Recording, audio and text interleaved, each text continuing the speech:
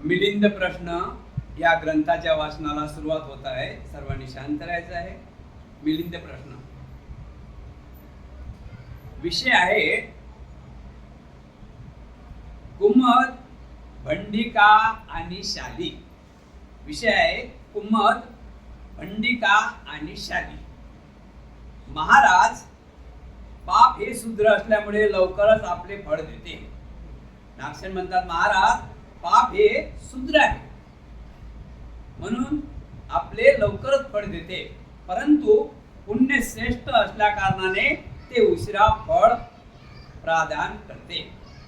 महाराज, हे उपमेने सुद्धा स्पष्ट करता येईल. महाराज, अपराध देशात कुमद भेडिका नामक धान आहे. त्याचे पीक 1 महिन्यातच तयार होऊन घरी आणले जाते. तसेच शाली धानाचे पीक तयार होण्यासाठी 6 महिन्याचा अवधी लागतो. महाराज, आता आपण सांगा की कुमद, भंडिका आणि शाली धानात असा फरक कसा आहे? पाप आणि पुण्याबद्दल दाखवलेलं आहे.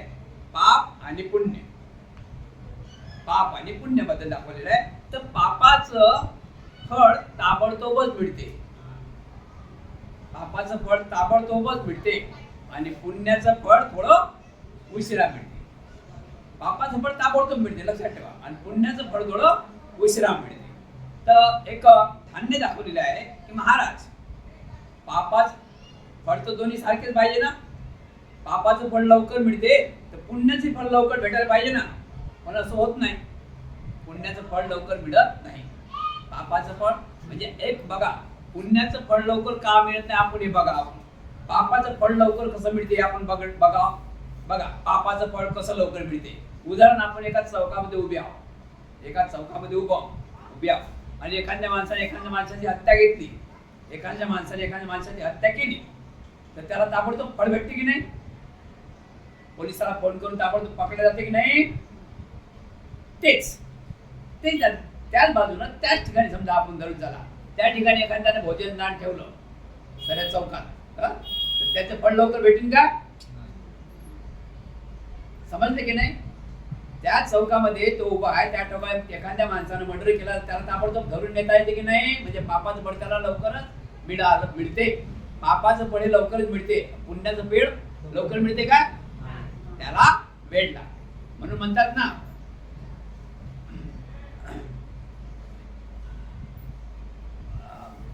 पापाचा पुण्य हे प्रकाशित आहे. अंधारात जरी असलं, म्हणजे म्हणायचा मतलब आहे देर आहे पण अंधेर नाही आहे. काय? देर आहे पण अंधेर नाही आहे. फळ मिळणेच आहे.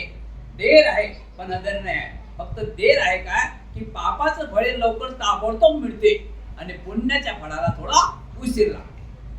पुण्याच्या फळाला थोडा उशीर लागते. म्हणून असं एका 2 धान्याबद्दल घेतलेलं आहे. नागसेन म्हणतात की महाराज, आपण एक लक्षात ठेवा, एक धान्य आहे कुमुद नावाचं एक धान्य आहे. कुमुद नावाचं एक धान्य आहे. ते धान्य पेरलं, जमिनीत पेरलं असता 1 महिन्यातच त्याचं पीक घरी येते. किती महिन्यात पीक घरी येते? कुमुद नावाचं एक धान्य आहे. ते धान्य पेरलं असतात तर त्याचं 1 महिन्यातच पीक आपल्या घरात येते. पण दुसरं पीक आहे शाली. शाली म्हणजे आपण तांदूळ खातो ते शाली. हे कुमुदही शालीमध्येच आहे. कुमुदही तांदूळच आहे, आणि हलक्या भावाचे आहे. कुमुद हे तांदूळच आहे. कुमुद नावाचं धान्य हे तांदूळच आहे, पण ते हलक्या भावाचे आहे. तांदूळामध्ये फरक आहे ना, बासमती पापमध्ये आहे ना, तर असं कुमुद हे हलक्या जातीचं आहे. हे ताबडतोब 1 महिन्यातच फळ येते, पीक येते घरात. पण शाली नावाचं धान्य आहे. शाली नावाचं ते तांदूळ आहे, त्याला 6 महिने लागतात घरी यायला. किती महिने लागतात? 6 महिने. बरोबर ना? अशा प्रकारे कुमुद नावाचा आणि शालीमध्ये असं फरक आहे. म्हणून म्हटलं जाते की पापाचं फळ ताबडतोबच कधी कधी मिळते आणि पुण्याचं फळ उशिरा मिळते. अशाच प्रकारे आहे. म्हणते कुमुद, भंडिका धान्य हलका असून साडी धान उच्च पदीचा आहे. याच कारणाने एक लवकरच तयार होते तर दुसरा उशिरा तयार होते. पण ते साडी तांदूळ राजभोग असून तो राजलोक खात असतात आणि कुमुद बंडिका तांदूळ नौकर चाकर खातात. पण ते कुमुद तांदूळ आहेत ना, कुमुद तांदूळ हे गरीब लोक खातात. कुमुद तांदूळ हे गरीब लोक खातात. साडी तांदूळ हे कोण खाते? श्रीमंत लोक. साडी तांदूळ कोण खाते? श्रीमंत लोक. महाराज म्हणूनच शूद्र असल्या कारणाने पाप ताबडतोब फळत असते. शूद्र असल्या कारणाने पाप ताबडतोब फळत असते. शूद्र म्हणजे नीच. शूद्र म्हणजे नीच सांगितलं पाहिजे. तर नीच गोष्ट शूद्र म्हणजे नीच. शूद्र असल्या कारणाने ताबडतोब पाप फळते. म्हणजे ते समोर समोर दिसतेच ना. तर पुण्याचे फळ पदरी पडावयास उशीर लागतो. पुण्य हे अंधारात जरी आहे तरी प्रकाश होण्यासाठी उशीर लागते. पुण्य हे अंधारात केलं जाते आहे ना, अंधारात जाते, प्रकाशात यायला थोडा टाइम लागते. समजलं की नाही? बंधनाक्षण हे ठीक आहे, पण संसारात ज्याचे फळ ताबडतोब मिळते तोच अधिक शक्तिशाली समजला जातो. यावरून पुण्यापेक्षा पापच अधिक बलवान सिद्ध होते, पुण्य नाही. बंधनाक्षण मला असं वाटते की या संसारामध्ये ज्याचे फळ ताबडतोब मिळते तेच चांगलं आहे. मग ज्याचे फळ ताबडतोब मिळते तेच चांगलं आहे. पुण्य करून फायदा नाही. पुण्याचं फळ तर उशिरा मिळते, पण पुण्याचं फळ उशिरा मिळते तरी आनंददायक आहे की नाही? पापाचं फळ ताबडतोब मिळो या उशिरा मिळो ते हानिकारकच आहे. दुःख दुःख दुःख दुःख आहे, दुःख दुःख आहे. बंधनाक्षण जो शिपाई घनघोर चाललेल्या लढाईत शत्रूची फळी फोडून आत जातो व शत्रूला पकडून आपल्या वरिष्ठाकडे घेऊन येतो त्यालाच वीर व बहादूर समजण्यात येते. जो वैद्य धैर्याने शस्त्रक्रिया करून आजारास दुरुस्त करतो त्यालाच हुशार वैद्य समजण्यात येते. जो कारकून ताबडतोब हिसाब करून खाते मिळविणी करतो तो पैलवान आपल्या प्रतिस्पर्धेला स्मृतीने आपटून चित्त करतो आणि त्याचीच वहा करीत असता. बंधनाक्षण त्याचप्रमाणे पाप आणि पुण्याचे आहे. यापैकी जो ताबडतोब आपले फळ प्रदान करतो तोच अधिक बलवान असतो. पण ते मला असं वाटते की जो ताबडतोब फळ देते तो बलवान. मला असं वाटते की पाप बलवान आहे असं वाटते. कारण की एखादा नौकर एखादा शिपाई त्याला सांगितलं की त्या चोराला पकडून आण, तर तो ताबडतोब चोर पकडून आपल्या दरबारात हजर करते. म्हणजे झटपट आहे ना. एखादा कारकून आहे त्याला सांगितलं की तुझा जे काय महिन्याचा 12 महिन्याचा हिसाब तो ताबडतोब आणून दे, तर तो आणून देते ना. म्हणजे ताबडतोब आहे की नाही? तर आपले फळ ताबडतोब देतो तोच अधिक बलवान होय असं मला वाटते. महाराज दोन्ही प्रकारच्या कर्माची फळे तर मिळतातच. महाराज कुशल कर्म करा या कुशल कर्म करा फळ तर मिळतातच. परंतु पाप वाईट असल्या कारणाने त्याचा परिणाम तात्काळ सुद्धा दिसून येतो. पाप वाईट आहे त्यामुळे त्याचा परिणाम तात्काळ सुद्धा दिसून येतो. इथं नजर मध्ये येते ना. पुण्य केले तर नजर मध्ये येते काय? पुण्य केले तर नजर मध्ये येत नाही आणि नजर मध्ये आणूही नाही. पुण्य हे नजर मध्ये आणले नाही पाहिजे. तर आपल्याला टक्के कमी पडतात. पुण्य हे नजर मध्ये पण आणलं नाही पाहिजे. महाराज पूर्वीच्या राजे लोकांनीच असा नियम तयार करून ठेवला होता की जो हत्या करील त्याला दंड देण्यात येईल. जो चोरी करील, बेविचार करील, खोटे बोलेल, गावात लुटमार करील, दादागिरी करील, धोका देईल, षडवणूक करील त्याला दंड देण्यात येईल. शिलाचे पालन करील, उपसत व्रताचे पालन करील त्याला बक्षीस दिले जाईल आणि त्याला किताब देऊन त्याचा बहुमान केला जाईल. असा काही एखादा नियम बनविण्यात आला आहे काय? ज्याप्रमाणे चोरी करणारा दंड दिला जातो त्याचप्रमाणे पुण्य करणाऱ्यास कुणी पुरस्कार देतो काय? म्हणते म्हणतात महाराज दोन्ही प्रकारच्या कर्माची फळे मिळतातच. पाप असो या पुण्य असो दोन्ही कर्माच्या फळाचे फळ मिळतातच. असा राजाने एखादा नियम काढला काय? जो चोरी करीन त्याला हा दंड, जो बलात्कार करीन त्याला तो दंड, जो लुटमार करीन त्याला तो दंड, जो छेडछाड करीन त्याला तो दंड आणि जो उपसत व्रताचं अष्टशिलाचं पालन करीन त्याला बक्षीस दिला जाईल. असं कुठे आहे का? असं नियमावलीत आहे का? नाही बनते, असं कुठंच नाही. महाराज जर पुण्य कार्य करणाऱ्यांना पुरस्कार देण्याचा एखादा विचार तयार केला तर पुण्य सुद्धा पापासारखे तात्काळ फळ देणारे होईल. म्हणजे दिसून येईल ना, पुण्य करणाऱ्या माणसाचा सत्कार केला दिसून येईल ना, तर त्यामुळे लोक पुण्याकडे जातील. पुण्याचा हा अंधारात ठेवलेला मार्ग आहे, कारण की पुण्य हे दिसत नाही, पाप हे चटकन नजरमध्ये येते. पुण्य नजरमध्ये येते काय? पुण्य नजरमध्ये येत नाही, पाप हे चटकन नजरमध्ये येते. पापाला वाढ जास्त आहे, पुण्याला वाढ कमी आहे. वाढ म्हणजे प्रसिद्धी. महाराज जर पुण्य कार्य करणारा पुरस्कार देण्याचा एखादा नियम तयार केला तर पुण्य सुद्धा पापासारखे तात्काळ फळ देणारे झाल्या वाचून राहणार नाही. महाराज पुण्य करताना पुरस्कार देण्याचा नियम नसल्यानेच पुण्य तात्काळ याच जन्मी फळ देत नाही व पाप याच जन्मी ताबडतोब फळ देते. परंतु पुण्य मात्र पुढच्या जन्मात आले आपले जबरदस्त फळ दाखवित असते. महाराज या जन्मात जरी पुण्याला बक्षीस जर नाही मिळलं तरी पुण्य हे या जन्मातही काम येणार आहे, पुण्य पुढच्या जन्मात काम येणार आहे आणि त्याच्याही पुढच्या जन्मात काम येणार आहे. पुण्य कधी? वर्तमान काळ, भविष्य काळाचे कालचं भविष्य काळातही काम येणार आहे. भविष्य काळात आपण बघितलं ना, म्हणजे आपण कोणाच्या काळामध्ये आहोत? वर्तमान काळामध्ये.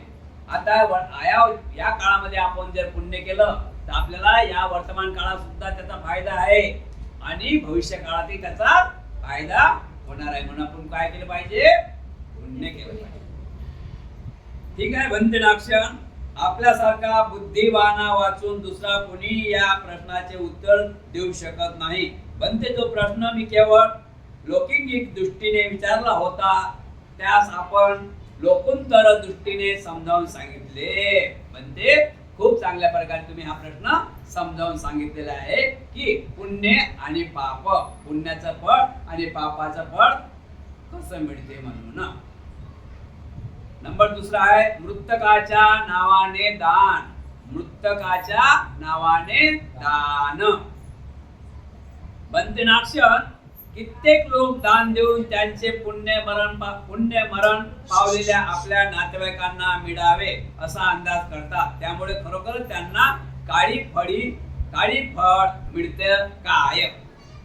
आपण बघतोय, आपण आपल्या नातेवाईकाचे वर्ष श्राद्ध करतो ना, स्मृती दिन साजरा करतो.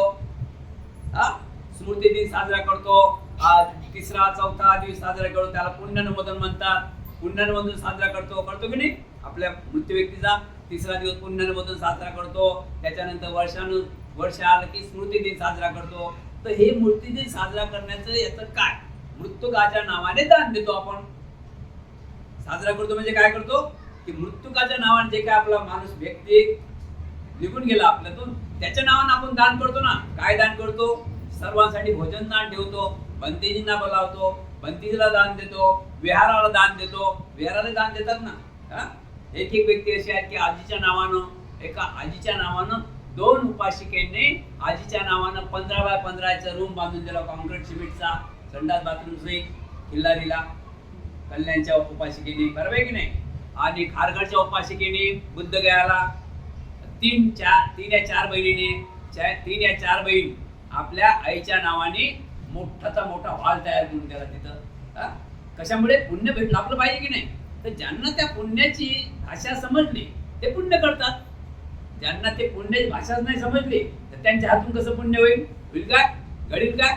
म्हणून काय की मृत्यूक माणसाच्या नावाने पुण्य केले तर ते त्या व्यक्तीपर्यंत पोहोचते काय? आपण तर पुण्य करतोच, पण त्या व्यक्तीपर्यंत पोहोचते काय? त्याचा लाभ होते काय? बघत आहोत आपण. खरोखरच त्या व्यक्तीपर्यंत ते पोहोचते काय? त्या माणसाला लाभ होते काय? है ना? आज आपण बघत आहोत नालंदा बुद्धविहार सेक्टर 6 या ठिकाणी भदंत महास्तवी ज्योतिरत्न 6 तारखेला आपल्यातून निघून गेलेला आहे आणि 22 तारखेला त्यांचा अंतिम संस्कार ठेवलेला आहे. रोजीना त्या ठिकाणी वंदना सूत्रपठ होत आहे. याचा लाभ होईल ना, त्यांनाही लाभ होते, ते तिथं जातात त्यांनाही सुद्धा लाभ होते, झालाच पाहिजे ना. अशा प्रकारे दाखवण्यात आलेला आहे. पुढे बघूया आपण याचा फायदा काय आहे. महाराज म्हणते म्हणतात महाराज, कित्येकांना मिळते आणि कित्येकांना फायदा मिळत नाही.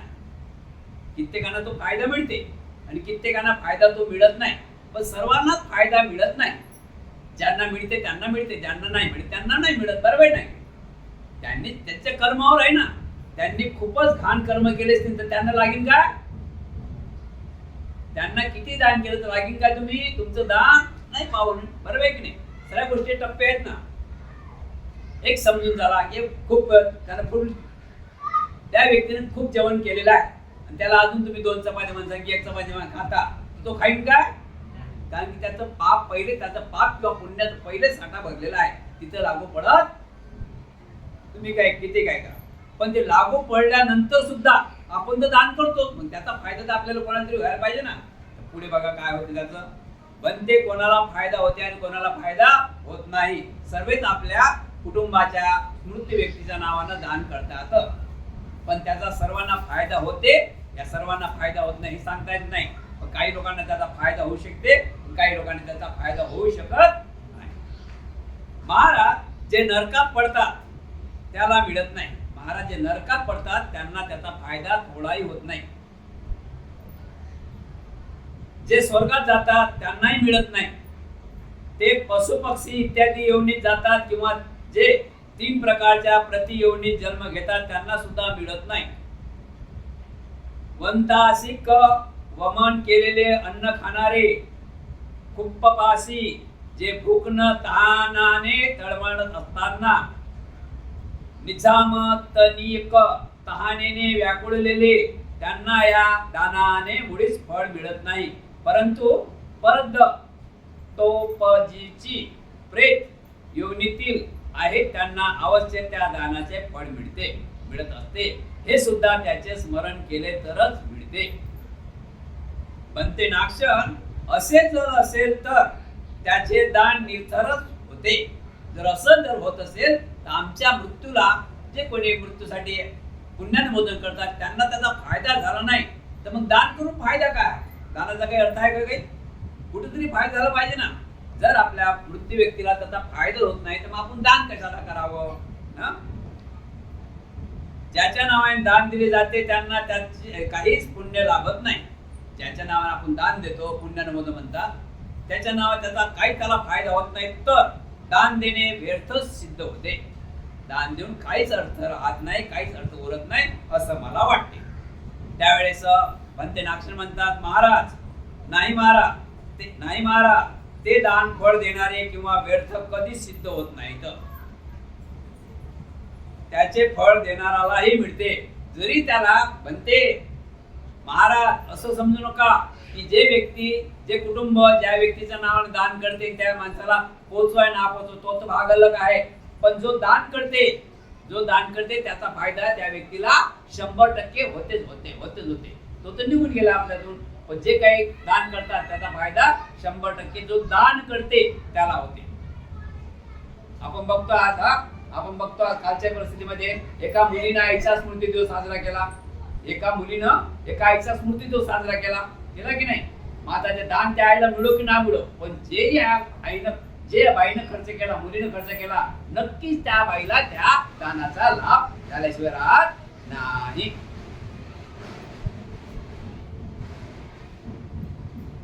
बनते कृपा करून याचे कारण सांगावे. आता वापस केलेले ते दान कसं लाभत नाही?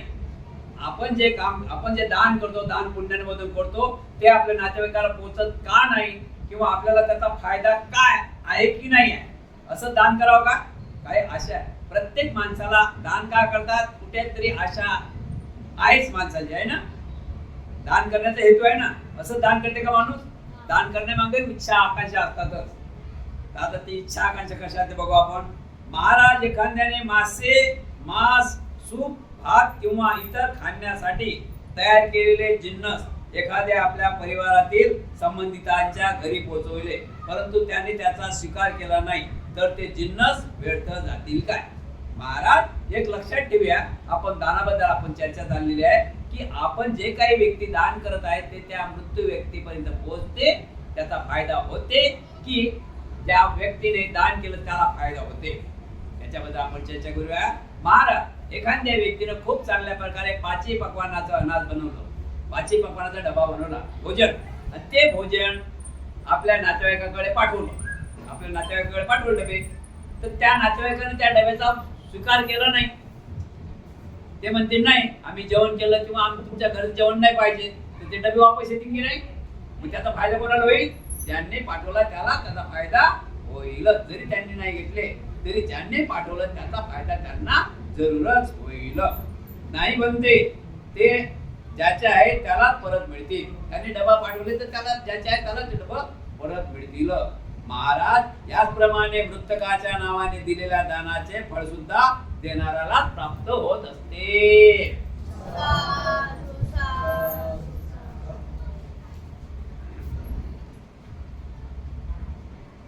समजलं? स्मृती दिवस का करावा समजलं ना? देणाऱ्याला त्याचं फळ मिळत असते. आणि दान करणे, स्मृती दिवसाला दान करणे खूप अत्यंत गरजेचं आहे. कारण की आपण त्याच्या उपकाराची फेड करतो, आपण त्याच्या उपकाराची काहीतरी फेड करतो. आपण एवढी फेड करू शकतो का? आपल्या नातेवाईकाची, आपल्या आजोबाची, आपल्या पंजोबाची, आपल्या आईची, आपल्या वडिलाची कोणीच जगामध्ये असं फेड करणारा नाही. कारण का की नकापासून केसापर्यंत कोणाचं धन आहे? आपलं आई वडिलाचं आहे. काय फेड करू शकतो का आपण? नकापासून केसापर्यंत हे 5.5 फूट 6 फूट धन कोणाचं आहे? आई वडिलाचं. आपण फेड करू शकतो का? पण नाही. काहीतरी आपल्या कमाईचा हिस्सा त्यांना पुण्यानं बदल म्हणतात, त्याला व्हावा म्हणून काहीतरी आपण त्यांच्या नावानं दान केलं पाहिजे. आता प्रश्न असा आहे की आपण जर केलं तर संस्कार टिकून राहील. आपणच नाही केलं आपल्या बाबाचं, तर आपल्या बाबाचं आपण कोणी करेल का? आपला मुलगा करेल का? वाटते का तुम्हाला? सुरुवात कुठून केली पाहिजे? आपल्यापासून. आणि लक्षात ठेवा, जे आपण करत आहोत या संसारामध्ये, हा संसारच तसा आहे. हा मानव जीवन हा संसार तसा आहे. आपण जे करत आहोत ना त्याचं फेड आपल्याला भेटलं पाहिजे. आज आपण मुलं लहानचे मोठे करतो, आई वडील मुलं लहानचे मोठे करतात ना, लहानचे मोठे करतात, त्याला कपडे घालणं शिकवतात, त्याला पाणी पाजणं शिकवतात, त्याला जेवण चारणं शिकवतात, त्याला शाळेत नेतात, त्याच्या प्रकारे त्याचं लग्न लावून देतात, आणि तो लग्नात कुल होते, तो लग्नात मग्न होते. मग आता 20-25 वर्षाचा झाला की 20-25 वर्षाचा मुलगा झाल्यानंतर 25 वर्षाचा मुलगा झाल्यानंतर आई वडील निम पडतात, म्हातारे होतात ना. मग हाती काठी येते, उठता येत नाही, बसता येत नाही, चालता येत नाही. मग आता काय करायचं की या मुलांनी समजायला पाहिजे की मी लहान असताना माझ्या आईने, माझ्या बाबाने मला लहानचं मोठं कसं केलं, किती कष्ट केले ते बरं. तर ते परत फेड म्हातारे झाल्यानंतर त्यांनी करायला पाहिजे. की आता माझे आई वडील, मी जसा लहान होतो, मी जसा बालक होतो, तसा आता माझे आई वडील माझ्या नजरमध्ये लहान आहे. माझ्या मुलाला जसं खाऊ देतो की नाही, तसं माझ्या आईला पण खाऊ दे, माझ्या बाबाला पण खाऊ दे. काही जमान्यामध्ये टक्के आहेत, अनेक ठिकाणी आहे, पण सर्व ठिकाणी नाही.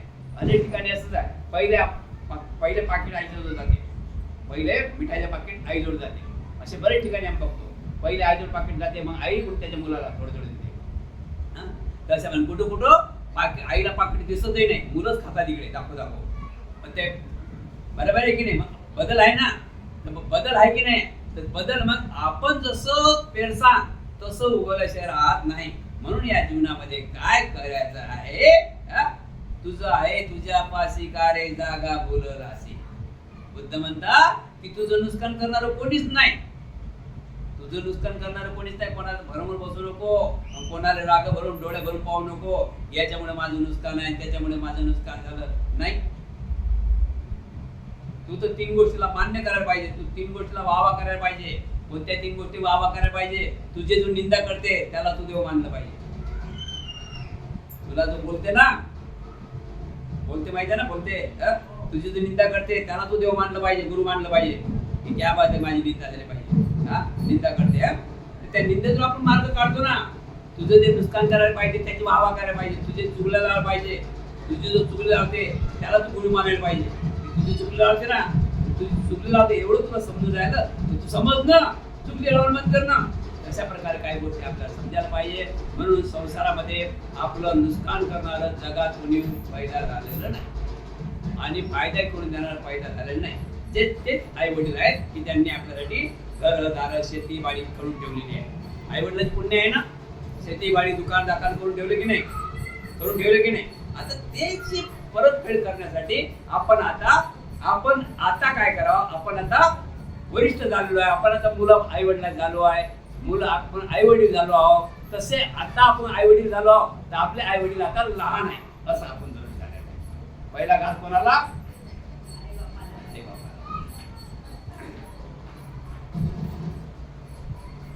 अशा प्रकारे जीवनाचे बदल फेर आहे. म्हणून आता काय करायला पाहिजे, आपण काय करत आहोत, काय पेरत आहोत, आपण काय पेरत आहोत. आपण जर आपल्या आई वडिलाचा पुण्यानुमोदन नाही केला तर आपलं पुण्यानुमोदन होईल का?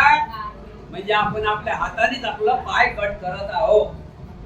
बरेच लोक आहेत असे, बरेच लोक आहेत असे नग, आम्ही जातो फिरतो तर असे काही नग आहेत की 20 वर्ष 25 वर्ष झाले त्यांचे माय बाप जाऊन. किती वर्ष?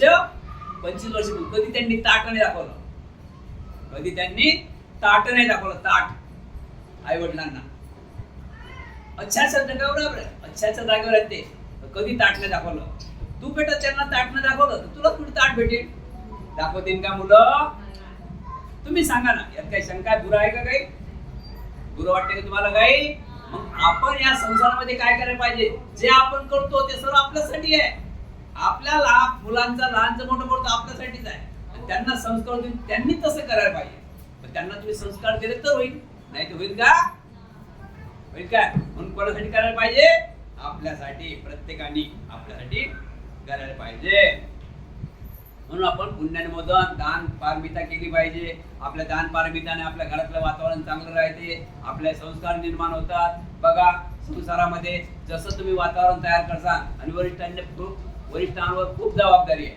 वरिष्ठांवर खूप जबाबदारी आहे. आता वरिष्ठच बरोबर जबाबदारी पाळत नसतील तर मुलांना काही फायदा आहे का? आज बघा भारतभर आपले जास्त टक्के इकडे आहेत. बाबासाहेबांना मानतात, बाबासाहेबांना मानणारे सरे आहेत आपली इकडे. असं योग्य वाटते का तुम्हाला? तुम्ही सांगा ना. भंतीजी काही तुम्हाला हे नाही म्हणत, पण तुमचा फायदा आहे काय त्यात? काय सांगा ना. जर तुम्ही बाबासाहेबांना तुम्ही विसरलाय, तुमचं कसं मंगल होईल बरं? तुम्ही सांगा बरं. तुम्ही धावता, लहर कशी असते, हरण बघा राहणार मे मध्ये हरण कशा ते पाण्याच्या हरण बघा धावते कशी, उन्हाच्या तलारा फिरतात, लाटा, उन्हाच्या लाटा, लहरी फिरतात. हरण त्या लहरीच्या कामामध्ये धावते की तिकडे पाणी आहे का. तर अशा प्रकारे जीवनाची वाट लागून जाते. म्हणून आपण काही कोणाला दान करू नका, काय करू नका. घरातलंच काम फक्त बरोबर करा. घरातलं काम फक्त बरोबर करा. म्हणजे काय? घरातलं काम बरोबर करा. जे काय आपण 5-6 लोक आहेत, आपण 5-6 लोकच बरोबर राहा. दुनियात तुमचा नुकसान करणारा पैदा झाला नाही आणि फायदा करून देणारे पैदा. तुमच्या 5च लोक एक ठिकाणा नाही तर मग काय म्हणता? आणि कर्मावर दोष देऊ नका. मी नेहमी सांगतो, कर्मावर दोष देऊ नका. कर्म कोणी घेऊन येत नाही. कर्म इथं बनवा लागतात. कर्म घेऊन येत नाही. कर्म इथं आपल्याला बनवावं लागतात. म्हणून आपण वरिष्ठ लोकांनी चांगलं राहायला पाहिजे, चांगलं मानलं पाहिजे, सर्वांचे मिळून मिसळून राहायला पाहिजे आणि एक दुसऱ्याचं सहन केलं पाहिजे. मी वरिष्ठ आहो म्हणून मला काहीतरी बोललो नाही, आपली चूक दिसली तर आपण जरूर मान्य करायला पाहिजे. बरोबर आहे की नाही? तर अशा प्रकारे संसार झाली, त्याच्यामुळे संसाराचे काही खरं नाही. तू मी संसारात आलं की समजून झाला पतंग उडली. तू मी संसारात आणि पतंग उडली. मग ते आपलं आहे ना, आपल्या मराठीत आहे ना ते, सासूच्या झाल्या माय सुना, सासूच्या झाल्या माय सुना, लागला माना पानाले चुना, सासऱ्याले कोणी काही ना म्हणा, लेकाचा काही नाही गुन्हा, लागला माना पानाले चुना. बरोबर आहे की नाही? सासूच्या झाल्या माय सुना, सासू होते तर सोना झाल्या, लागला माना पानाले चुना. तर अशा प्रकारे गत होऊन राहिली. आपण बघत आहोत जुने लोकांवर परिस्थिती आहे की 1-1, 12-12, 13-13 भाऊ एका ठिकाणी होते, नांदत होते सुखानं. आज दोघं तिघं भाऊ आहेत, बरं जास्त नाही, 4 जास्तीत जास्त. काऊन की सरकारनं केलं जास्त काम, सरकारनं 5 भाऊ ठेवले नाही. मग 4 भाऊ आहेत, 4, 3, 2 आणि 1 असे 4, 3, 2, 1, 4, 3, 2, 1 याचीच लई नाही. तरी दोघं भाऊ सध्या एका जागी, तो तिकडे तोड करते, हा इकडे तोड करते. एका जायची भेट आहेत बरं. एकाच आईची बेटी आहे. काय करता? एकाच आईची बेटी आहे. जोपर्यंत मुलाचं लग्न होत नाही, तोपर्यंत भाऊ भावात असे राहतात की नाही, की ज्याला म्हणतात ते. एखाद्या भावाने कधी रोडवर एखाद्या भावाला कधी काही बोलला, जरी या भावाचा गुन्हा असला तरी दुसरा भाऊ काठीच घेऊन जाते अजूनही बी मारायला. पण लग्न झालं की जाते का तो काठी घेऊन?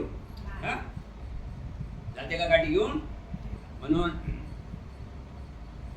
आपण संस्कारमध्ये राहायला पाहिजे. संस्कार हे सर्वात मोठा आहे. धनापेक्षा संस्कार मोठा आहे. धन कमावा. कोणतं धन कमावा? प्रापर्टिक धन. कोणतं धन कमावा? म्हणजे आपल्या संसारिक धन कमावा.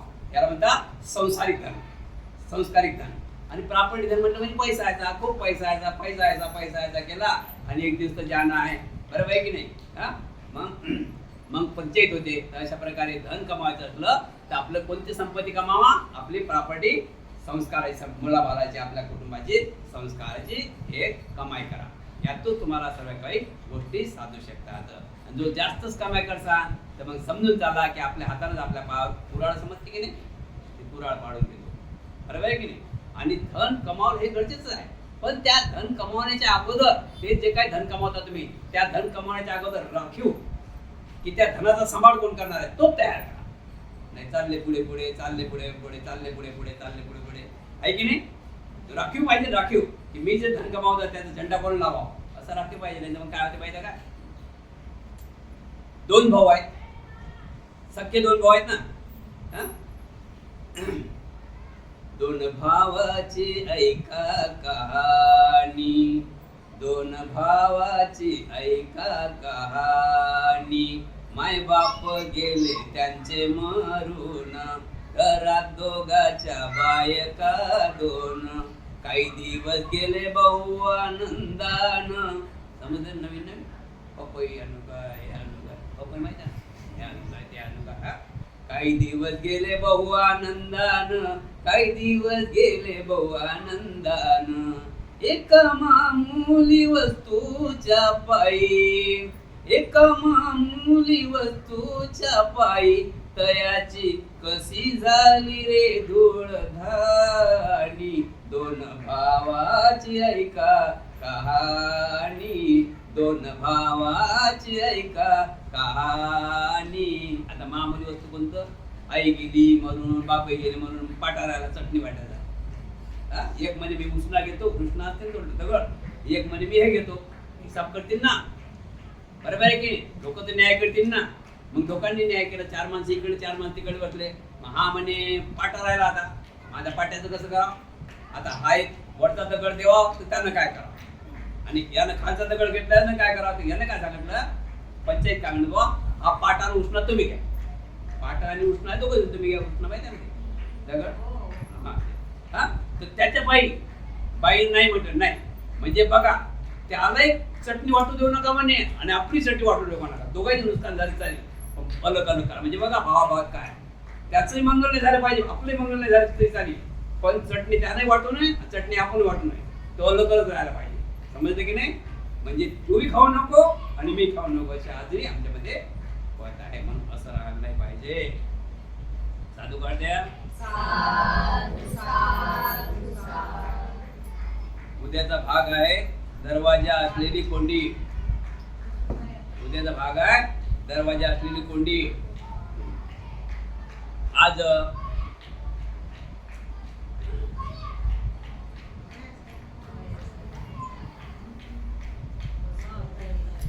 विश्ववंदनीय तथागत भगवान गौतम बुद्ध, बोधिसत्व डॉक्टर बाबासाहेब आंबेडकर यांच्या विचारांना प्रतिमेस पंचांबरणा. आज आपल्याला सांगण्यात येत आहे की भैयासाहेब आंबेडकर म्हणजे यशवंतराव भीमराव आंबेडकर यांचा 47वा स्मृती दिन आज आहे. तो आपण साजरा करत आहोत. कितीवा स्मृती दिन? 47वा. त्यांचं परिनिर्वाण झालेलं आहे 17/9/1977. 17/9/1977 साली आज त्यांना 47 वर्षे पूर्ण झालेले आहेत. त्यांच्या जीवनामध्ये त्यांनी खूप काही चांगलं काम केलेलं आहे. बाबासाहेब आंबेडकरांचे ते मुलं होते. बाबासाहेब आंबेडकरांना किती मुलं झाले होते? 5 मुलं झाले होते. राजरत्न, गंगाधर, रमेश, यशवंतराव आणि इंदू असे मागे पुढे झाले ते, पण 5 मुलं. तर त्यातून 4 मुलं हे 5 वर्षाचा जास्त राहिले. आणि यांचं दाखवण्यात येते की आज यशवंतरावांचे 3 मुलं आहेत. किती मुलं आहेत? 3. आपण ज्यांना ऍडव्होकेट बाळासाहेब आंबेडकर म्हणतो, प्रकाश आंबेडकर ते आहे.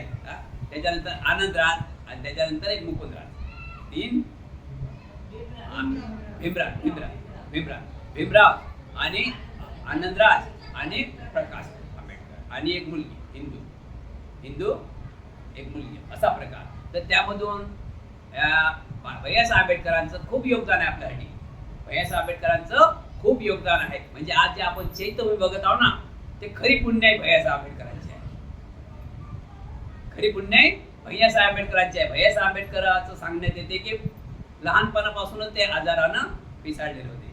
थोडा आजार त्यांना आजार नडला होता आणि त्यांचं शिक्षणही काही एवढं झालं नव्हतं. तर त्यामुळे काही लोकांनी त्यांना बाबासाहेब आंबेडकरांचे चिरंजीव म्हणून त्या चैत्यभूमीचे शिल्पकार त्यांना नेमलं. आणि त्यांनी त्यावेळेस 1956 साली या 57 साली तिथून चैत्यभूमी ते मऊ, ज्या ठिकाणी बाबासाहेब आंबेडकर भीमरावांचा जन्म झाला ना, त्या ठिकाणी चालत रॅली काढली आणि समाजाकडून जे काय कोणी दान दिलं ते दानाची किंमत असते काय उदाहरण, कोणी 10 दिले असते, कोणी 5 दिले असते, कोणी 100 दिले, कोणी 1000 दिले असते. आणि ते सर्व गठ्ठा तयार करून ते चैत्यभूमी निर्माण केली. त्याच्यानंतर ते तिथंच थांबले नाही. ते प्रथम अध्यक्ष होते चैत्यभूमीचे. त्याच्यानंतर ते गेल्यानंतर त्यांचे अर्धांगनी मीराताई आंबेडकर हे द्वितीय अध्यक्ष राहिले. किती? द्वितीय अध्यक्ष आहे. तर त्यांच्या तृतीय पहिला प्रथम बाबासाहेब आंबेडकर होते ना, आणि द्वितीय भैयासाहेब, तृतीय मीराताई आंबेडकर. बरं ठीक आहे. तर यांच्या बाबासाहेब यशवंतराव आंबेडकरांचं कार्य आपण बघू. भारतीय बौद्ध महासभा हे बाबासाहेब आंबेडकरांनी 1954 साली स्थापना केली. कोणती संस्था? भारतीय बौद्ध महासभा. म्हणजे आपला काहीतरी आपला रीतिरिवाज कसा असला पाहिजे, हा भारतीय बौद्ध महासभेचा आळखडा निर्माण करण्यासाठी. आपण विधी कशी लावावं, लग्न कसं लावावं. पहिले आपले लग्न कसे होते? हिंदू लोकांसारखे लग्न होते, बरोबर की नाही? तर बाबासाहेब आंबेडकरांनी त्याची 14 त्या भारतीय बौद्ध महासभाच्या माध्यमातून आपल्याला संस्थान कसे असावे हा मुद्दा दिलेला आहे. आणि त्याच आसराला धरून भैयासाहेब आंबेडकरांनी भारतीय बौद्ध महासभाच्या माध्यमातून बौद्धाचार्याचे जनक झाले. म्हणजे बौद्धाचार्याची निर्मिती केली. बौद्धाचार्य पहिले होते, यात काही शंका नाही.